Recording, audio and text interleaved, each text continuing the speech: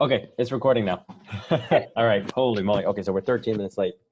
Oh, Better late than never, right? We're alive. We're alive. Can you hear me okay? yes, I can. All I can. right, so Yeah, I think it's free to I'm discuss. sure it's, what is it, March 17th, 2020, and I'm sure as everyone knows, Yes. if you live in the US, we're experiencing the global pandemic known as COVID-19. Hence the recording or the live version of this webinar, because Andrea and I cannot meet face to face since the US government has highly encouraged and suggested we practice social distancing. Social distancing meaning at least, 6 feet? No idea. Yeah, but because we live in Westchester County in New York, I think it's only a matter of time until we're slapped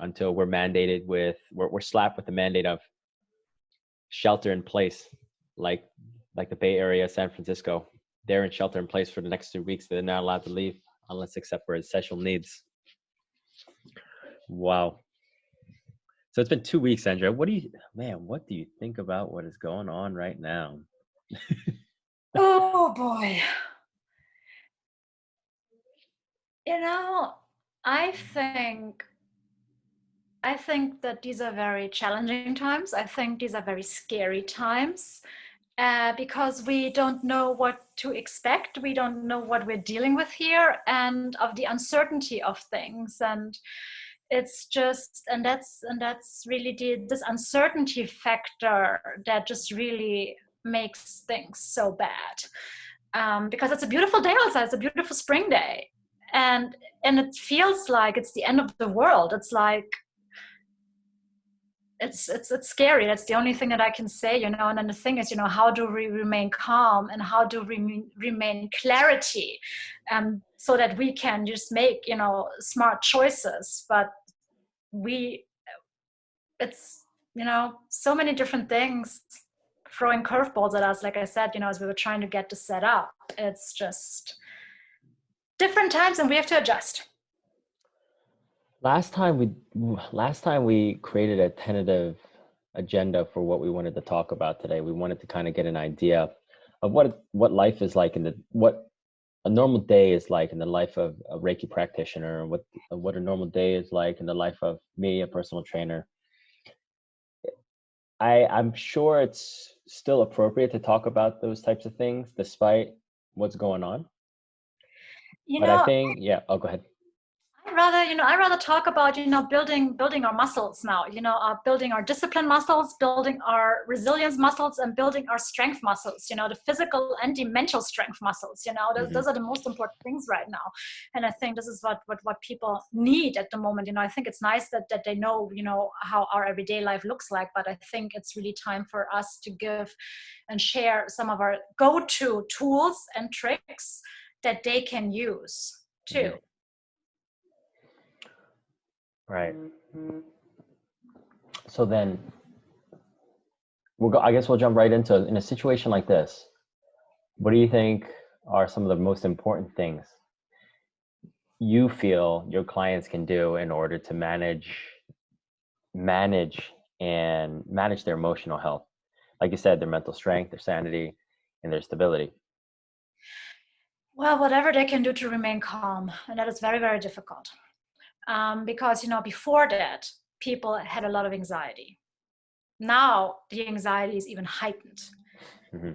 And when you are in such a stressed and heightened anxious state, then it's just like, you're not functioning well and you're basically on survival mode. And it's so difficult, But I think right now, it really is more important than ever to return to the present moment and just like figure out, not to think of the what ifs and what might happen. And just like really bring yourself back to right now, what is right now happening and what is right now in front of you. And I think, coming back to your core values of who is most important to you, what is most important to you, to help you prioritize what you need to do. Interesting. I absolutely believe that's the case. Trying to center yourself as much as you can in the midst of this chaos, I'm sure, is very important. There have been many people have been affected by this.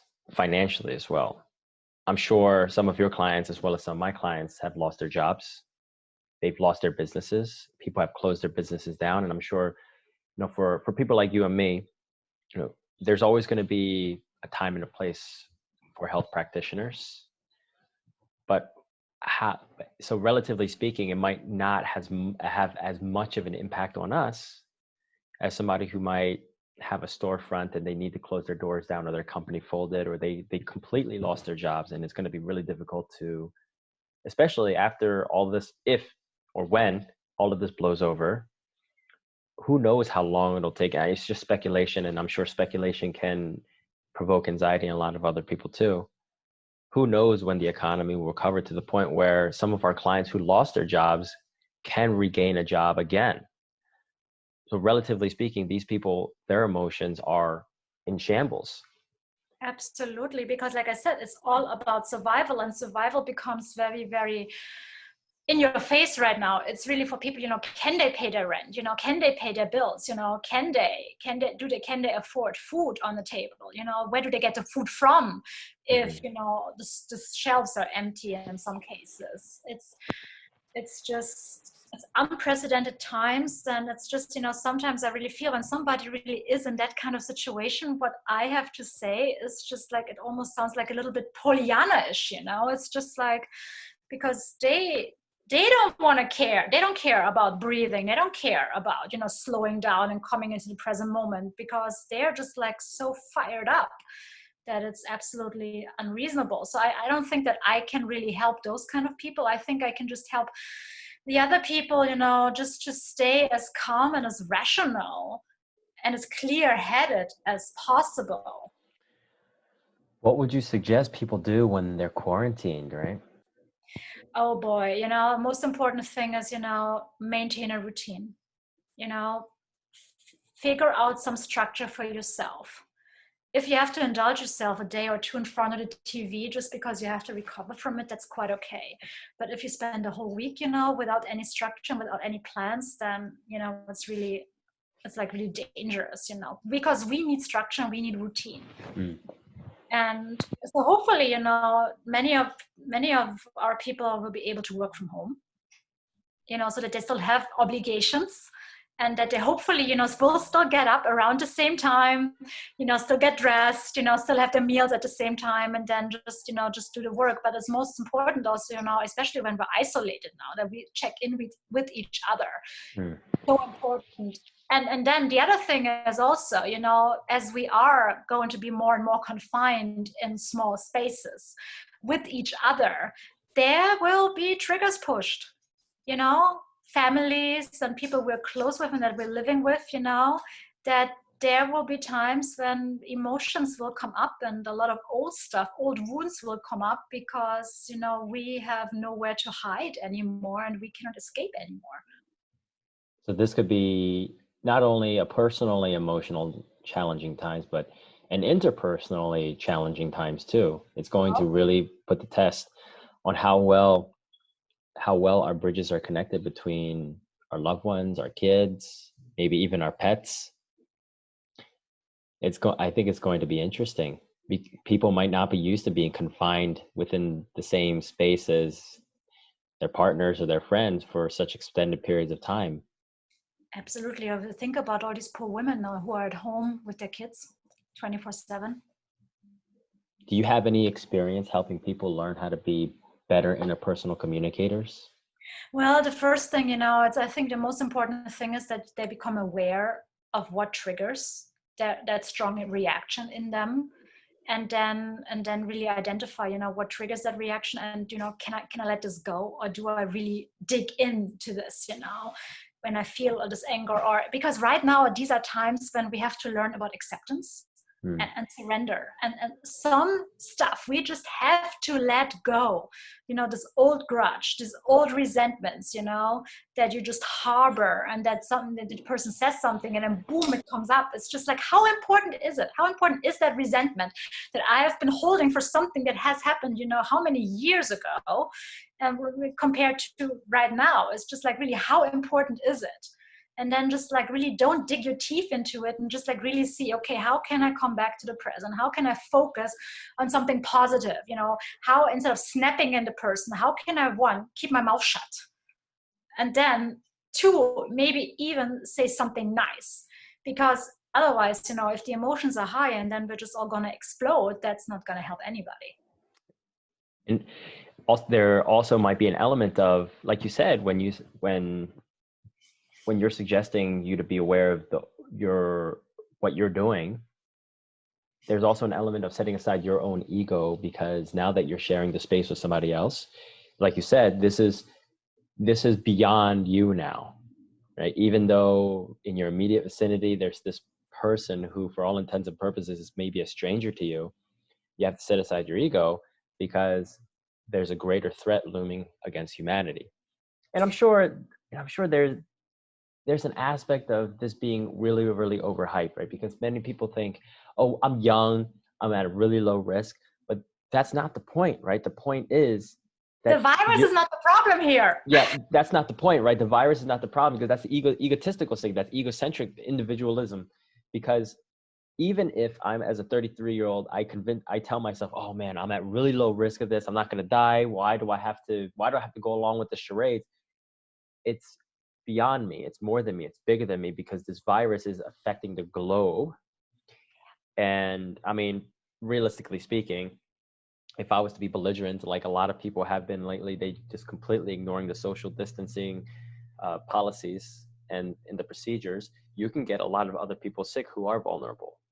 Absolutely. And even if the person that you're interacting with, is strong and doesn't get sick, but they may carry then the virus into somebody who is vulnerable. And this is all about, this term flattening the curve. It really is about, spreading it, it in a way so much that we avoid the contamination as much as we can, so that if people get infected and they need the medical care and they need to go into hospitals and they need to be put on the respirators and nebulizers, that it's not thousands at once.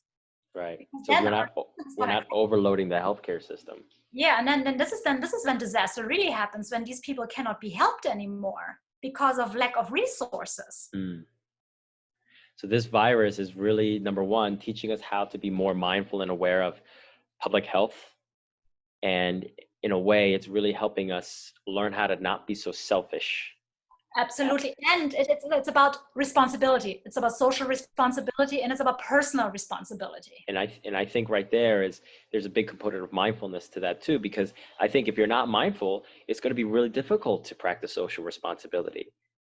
And I think that social responsibility will probably lead to the betterment and a better quality of life for everybody. People in your immediate circle, and your people in your immediate circle have their own immediate circle, and the circle of influence just keeps expanding. So in a way, it's a roundabout way to say, well, this virus hopefully is helping us become more mindful, helping us become more emotionally responsible and more emotionally mature, right? And as you can see, I'm trying to round this discussion back to fitness and health and Reiki and mindfulness and awareness, because I think that there's a real connection there. I mean, it might be a lofty connection, but I think it's real, because now that we're having discussion, we're trying to decide, or we're trying to discuss, well, in the midst of this chaos, how do we create order?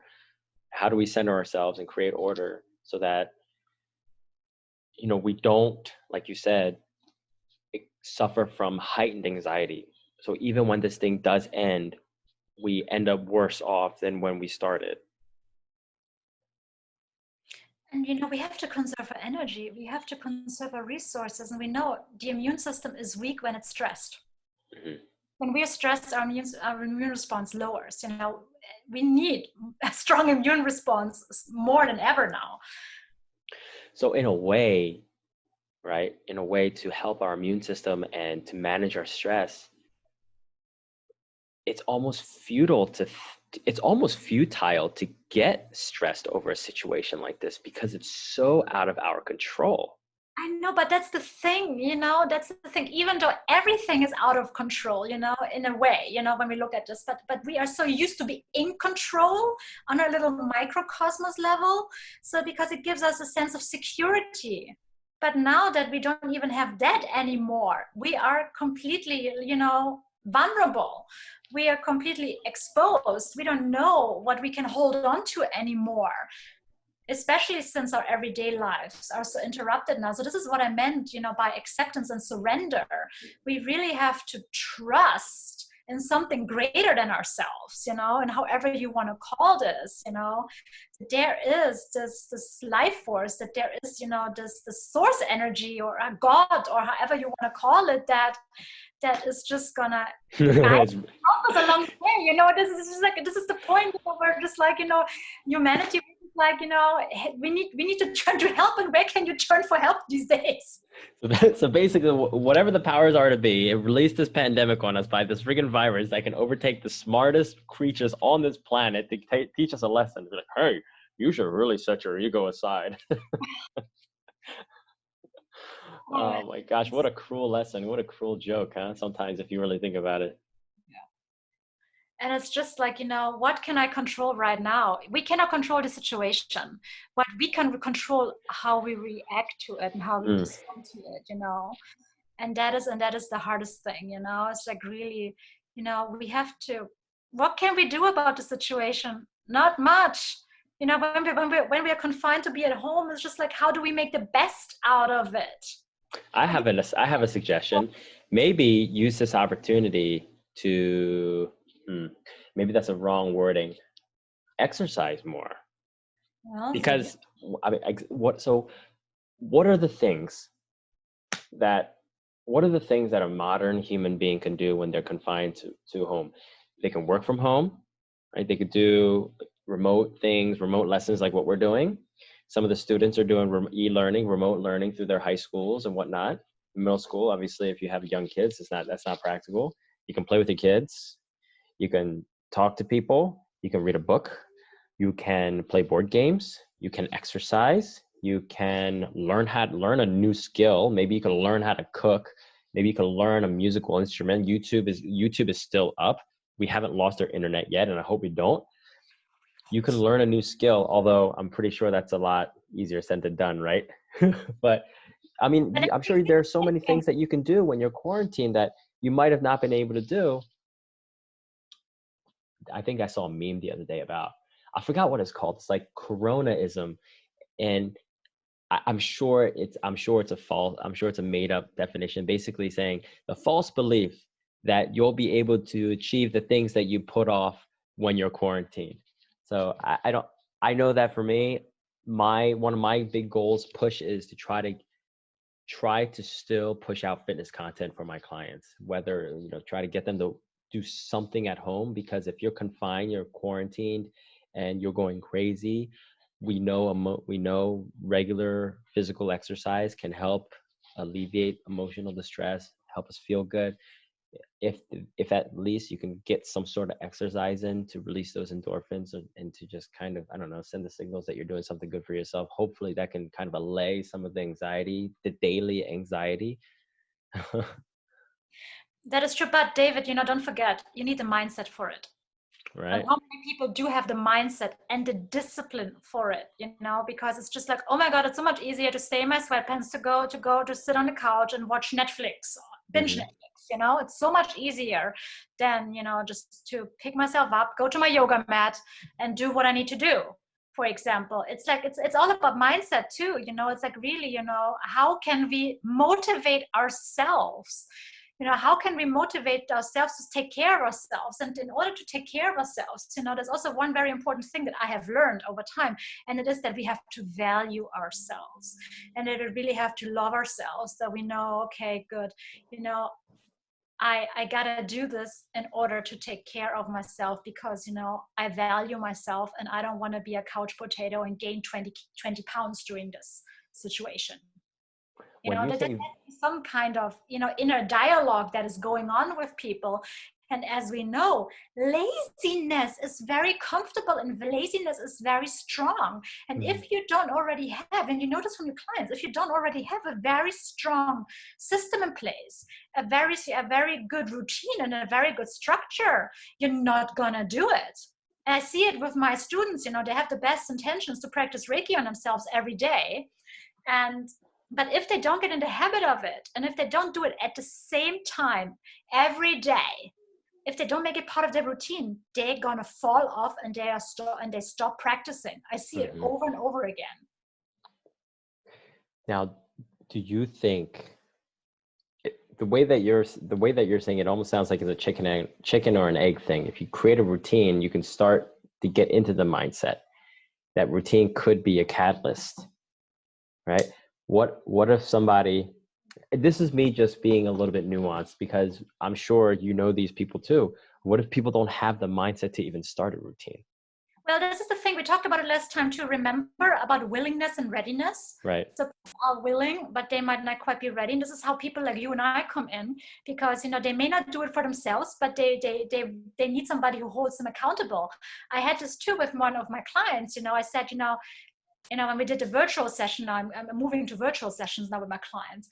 And I said, did you do the meditation that Hmm. I sent you, a guided meditation, a 20-minute meditation? And she said, yeah, I started it, but you know what? After 5 minutes, I was just like, yeah, I got to do this and that. And just like, but now that I'm here with you in front of the screen, I feel like, I got to do this. There's no way that I can get up now and do something else. Right.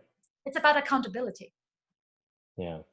Accountability, getting into routine, accountability through either your coach, a professional, a friend, a family member, to just to make sure that we're connecting with other people during these times of isolation and quarantine. Accountability, routine, trying to get into a mindset where you're valuing yourself. These are some of the takeaways that I'm getting from our talk today. They're all emotional, spiritual, and mindfulness practices. I think that can really help us keep us centered, not to kind of prevent our minds from drifting too far off into the Netherlands, or not the Netherlands, but I don't know, the Badlands, not the Netherlands. Oh my God, I hope. Interesting. Yeah, and I think this is the challenge now, David. This is the challenge now. It is people having to deal with themselves, people being forced into stillness, into silence, and people being forced to listen to themselves. I was just telling one of my clients the other day, she swears she's not a person who does meditation. She already identifies herself as someone who can't meditate. Why? Because she's afraid to be alone with her own thoughts. And I suggested to her, maybe someone like you who is afraid to be alone with your own thoughts is the person who needs to be alone with their own thoughts. Because It's kind of like when my clients, I don't know, a particular exercise doesn't feel good. It's like, if it doesn't feel good, it's probably because you need to do it in a good way. It shouldn't be bad pain. It shouldn't be like your bones are ripping in half. If it, yeah. So I that's think, resistance again, that's resistance kicking in. And that's what I personally found. The things that I was afraid of the most, or the things that I resisted the most, are the things that brought me the greatest benefit right. once I was courageous enough to do them. And we Or have to face enough, it in the eye. we have enough data and evidence to suggest that some of the things that we are avoiding, actively avoiding and resisting, are actually good for us. For example, public speaking, being more assertive, physical exercise, meditating, eating healthy. These are all a lot of the things that we avoid, and evidence suggests that we should be doing them, even though they're uncomfortable. Of course, there are things that we avoid that we shouldn't do because they don't really bring us a net benefit. But just a handful of those things that we were talking about today, because there's that saying, we were talking about it. If it doesn't feel good, then you should probably do it. Well, not everything that doesn't feel good is something that you should do, right? Like, you should be very selective about what you should do. And I think it's really easy to identify, especially during a time like this where you're going to have more time to self-reflect, to identify what are some of the things that you've been avoiding up until this point, and see if it's something that's going to bring some sort of net benefit to your life. Meditation, Reiki, mindfulness, learning how to eat better, learning how to cook, learning how to, if you're not exercising right now, learning how to do something small, really small steps. If you've never done if you don't move, just do one squat, just do a plank for 5 seconds, do something, right? Start something. Yeah, start something. Like I think it was either Confucius or some ancient Chinese proverb says like a journey of 1,000 miles starts with a single step. That's a really, really popular proverb. Absolutely. But the thing is, then we have all these big expectations of us, and then we just have to really, really keep things very simple. Well, the biggest expectation is what the heck are we going to do after this is over? Yeah, or the results, this is the result that I want, and but I also realize, it starts, we have to be very compassionate with ourselves. There will be days when it's easier to show up, to step up, to start that new habit. And then there will be days where it's going to be like so much more difficult and we're going to fail. But, we have to treat ourselves with compassion and kindness and not beat ourselves up when we don't meet those expectations. And this is the hardest thing, this is the problem that we have, or a lot of people have, it's just like that they're so hard on themselves that they feel like they have to function no matter what. And they don't give themselves enough credit for trying. Yeah. I'm sure that's a lot to unpack as well. The self-criticism, the negative self-image, the limiting beliefs. That's a whole nother thing that we can unpack in a different segment. Comparison. Yeah, it's huge, especially in this digital age of social media, technology, information. There's so many different hotspots, and I think, it's just like for us, and this is why we're having this conversation, because we're dealing with the same topics from two different angles. Right. And look, and in order, I think, to implement them successfully, we need both approaches. We need the physical and we need the emotional and the mental. Yep, you're absolutely right. And I'm hoping people who watch these videos get some sort of value out of that. At least they find some sort of inspiration, value out of our discussions. Yeah, and Great. food for thought. So that is really good. So in our video, I think we covered a lot. I'm going to try to knock off them. Number one, being more accountable to ourselves, using all the tools we have available. During a time when many people are isolated in quarantine, we can still connect with each other via Facebook, via phone calls, video calls, Zoom, and see if we can emotionally and mentally support each other. Accountability, like whether it's a friend, a family member, or your coach. Like, use this opportunity to reach out to other people. Be more aware of your surroundings, right? Try to be more responsible of your own actions, especially when those actions might involve somebody else, a loved one, a friend, somebody you're living in close quarters with. What else did we talk about? Mindset. Oh, mindset. Okay, mindset. There's a difference between willingness to do something, right? And willingness to do something and just being aware that something needs to change, right? So just like the stages of change. And just small steps and being gentle with oneself. Small steps, being gentle with ourselves, especially during these tumultuous times, because Lord only knows how hard people will be on themselves for this. Oh my God. And you know what, David? This is not even the beginning yet. You know? It hasn't peaked. Yeah, it hasn't. We still got a couple of weeks to see how the heck this is going to peak. I have a couple of clients. They work in hospitals, and they said that they're stuffed to the gills already. This is a lot worse than many people thought, right? And you have, like you said, you have people who are going out to the bars and the pubs, and they're making videos and they're putting posts on social media, hugging each other, kissing each other, and saying "F you" to social distancing. We don't care. It's all bull crap. And now, it's come to this.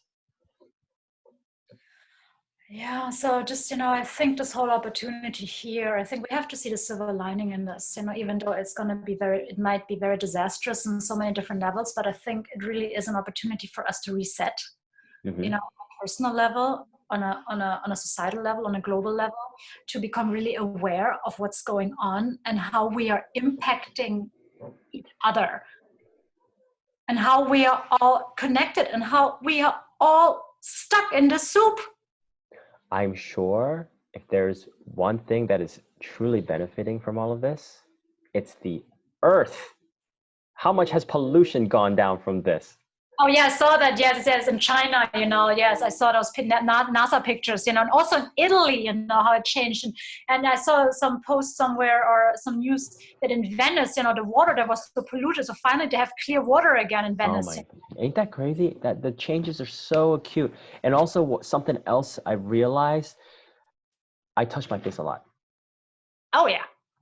I didn't see you touch your face once. I'm like, Because I'm sitting on my hands. I'm like, you're after we get off this video, you're gonna be like, Actually, what I'm doing it because I just like, I had to find a quiet spot and a neutral spot here in my home. It's my bedroom, and I'm sitting on my yoga block now. So it forces me to sit, in a proper posture. And I have to keep my hands in a proper way so that I'm comfortable here. oh my gosh, yeah, oh my gosh, I can't believe I can't believe how often I touch my face. Wow. But anyways, I think that's good. I think we checked off a lot of boxes today. It was a deep topic. It was a very poignant and appropriate topic. I think our next segment, hopefully in the next 2 weeks, things have settled down, or at least we'll have a better idea of what the future holds. Yeah, but I just want to let everybody know. It's just like what I said to my community today. It's just like I'm available. Just like if you need just someone to check in, just want to say hi. So I'm available. I'm also offering starting on Monday at 7 p.m. I'm offering free mindfulness and meditation group sessions on Zoom. Whoa. So I sent this to my mailing list today, but I will post this also on my website. So if people want to go to my website, thrivereiki.com, and then go to events, there will be then they can sign up through it there. And I want to make those a regular online offering so that people just come together and that they learn and pick up maybe some little tools that helps them, to pick, to become more mindful, to become more present, maybe even to think, oh, this is a way of meditation that I can start for myself, that I can practice, and also to be in a group setting and have the support with others, because we need that. Right. No, this is good. This is good. And right now I'm trying to come up with ideas to do either live streaming. I've recorded a couple of fitness videos already of varying lengths. I'm going to start uploading them over time based on skill level. So I think this will be interesting. This is going to be very interesting. We're here to support each other. Yes, we are. It's what I said, we're in this together and we need each other now more than ever. Right.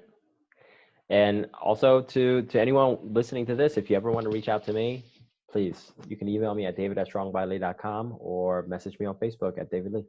Make sure all right, take care of yourself. Yes. Stay healthy, stay healthy, stay strong, and may the force be with you.